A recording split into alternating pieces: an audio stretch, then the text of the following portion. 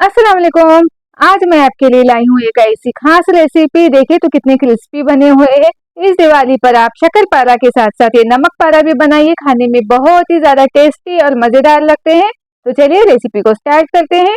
बिस्मिल्लाहिर्रहमानिर्रहीम। तो यहाँ पे ले लिया है मैंने एक बाउल। बाउल में डालेंगे मैदा। तो यहाँ पे मैंने 250 ग्राम मैदा लिया है एक कटोरी से। तो इस मैदे में आप डालेंगे 1 चम्मच नमक और साथ में कुछ सूखे मसाले डालेंगे, जैसे कि आधा चम्मच जीरा, पाव चम्मच अजवाइन। अजवाइन को थोड़ा सा क्रश करके ले लीजिए। साथ में यहाँ पे डालेंगे, टीस्पून लिया है मैंने यहाँ पे 1 चम्मच। तो इससे हम काली मिर्च का पाउडर डालेंगे। साथ में आधा चम्मच गरम मसाला पाउडर और 1 चम्मच लाल मिर्च पाउडर, तीखे के लिए। अगर आपको ज्यादा तीखा पसंद है तो आप ज्यादा भी डाल सकते हैं। तो यहाँ पे 2 से 3 टेबल स्पून धनिया पत्ती, जिसे मैंने बारीक कट करके ले लिया है। यहाँ पे लेंगे आलू। तो आलू को उबाल कर खीस कर लेना है। अगर आप क्रश करेंगे हाथ से तो ये ठीक से होगे नहीं, इसीलिए पहले इसे खीस कर ले लीजिएगा।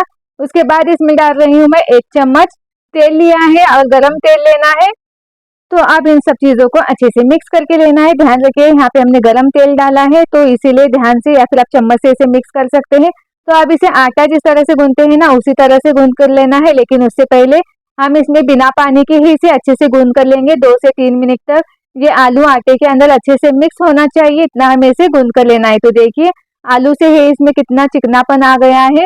तो यहाँ पे मुट्ठी इस तरह से बननी चाहिए, इतना हमें इसे गूंथ कर लेंगे। अब बस हल्का सा पानी डालते ही ना यहाँ आटा अच्छे से गूंथ कर हो जाएगा, ज्यादा पानी का इस्तेमाल यहाँ पे नहीं होगा। तो देखिए बस इतना सा ही पानी मैं डाल कर ले रही हूँ। अब इसी में मैं इसका आटा गूंथ कर लूंगी। रोटी के लिए जिस तरह से आटा गूंथ कर लेते हैं ना, उसी तरह से यहाँ पे आटा गूंथ कर लेंगे।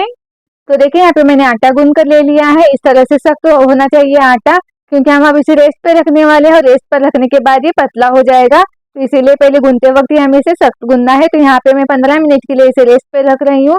तो देखिए 15 मिनट के बाद इसे मैं चेक कर रही हूँ। तो यहाँ पे ये बहुत ही ज्यादा सॉफ्ट हो गया है। तो इस तरह से होना चाहिए। अब इसे हम निकाल कर लेंगे।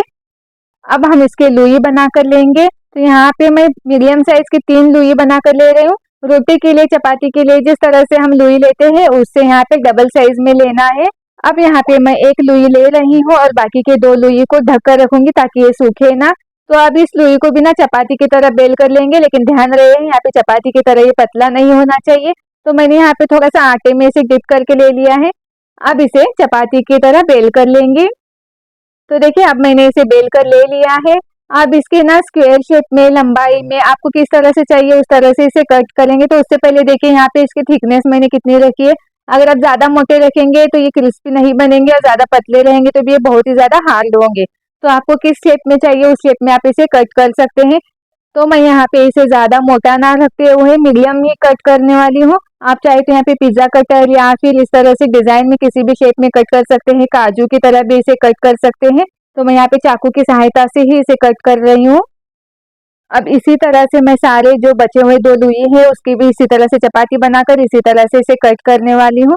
तो यहाँ पे मैंने 2 डिजाइन बनाए हैं। तो देखिए इस तरह से मैंने एक लंबाई में चाकू की सहायता से बनाया है और दूसरा मैंने पिज्जा कटर से कट किया है। तो आगे तलते वक्त मैं आपको बताती हूँ कि वो किस तरह से मैंने कट किया है, उसकी डिजाइन किस तरह से बनती है। तो देखिए यहाँ पे मैंने तेल गरम करने के लिए रख दिया था और तेल गरम हो गया है। जैसे ही हम ये पीसेस डालते हैं तो ये ऊपर तैरने लगते हैं, तो समझ जाना है कि तेल अच्छे से गर्म हुआ है। अब हमें यहाँ पे गैस की फ्लेम मीडियम रखनी है और यहाँ पे अब हम इसे डालेंगे। तो ज्यादा भर भर के भी नहीं डालना है, अगर ज्यादा भर भर के डालेंगे तो ये ठीक से फ्राई नहीं होंगे। तो देखिए डालते ही किस तरह से ऊपर तैरने लगे हैं, और ये साथ ही बहुत ही जल्दी फ्राई हो जाते हैं 2 से 3 मिनट के अंदर ही। तो इसे अलट पलट के गोल्डन ब्राउन कलर आने तक हमें इसे फ्राई करके लेना है, गैस की फ्लेम मीडियम रखते हुए। तो देखिए जिस तरह से मैंने दूसरी डिजाइन वाले बनाकर लिए हैं वो डाल रही हूँ। तो उसके साइड किनारे ना डिजाइन आती है जो दिखने में भी अच्छी लगती है और खाने में भी आप इस तरह से भी इसे बना सकते हैं। तो इसी तरह से मैं बाकी बचे हुए भी नमक पारा को फ्राई करके ले रही हूँ। तो देखिए इसे डालने के बाद ऐसे चिपक जाते हैं तो घबराना नहीं है, क्योंकि ये हल्के से फ्राई होने के बाद अपने आप लूज हो जाते हैं। तो देखिए इसे भी अलट पलट कर फ्राई करके लेंगे। अगर आपको इस वीडियो से जरा सा भी कुछ सीखने को मिला होगा तो वीडियो को लाइक करें, कमेंट करें और शेयर करें। साथ ही चैनल पर नए तो चैनल को सब्सक्राइब करने के साथ साथ बेल आइकन पे क्लिक कीजिए और ऑल पे क्लिक कीजिए, ताकि आपको आने वाले मेरे सारे लेटेस्ट वीडियो का नोटिफिकेशन मिलता रहे। तो खाना बनाते रहिए और खाते रहिए। जज़ाकल्लाहु खैरू।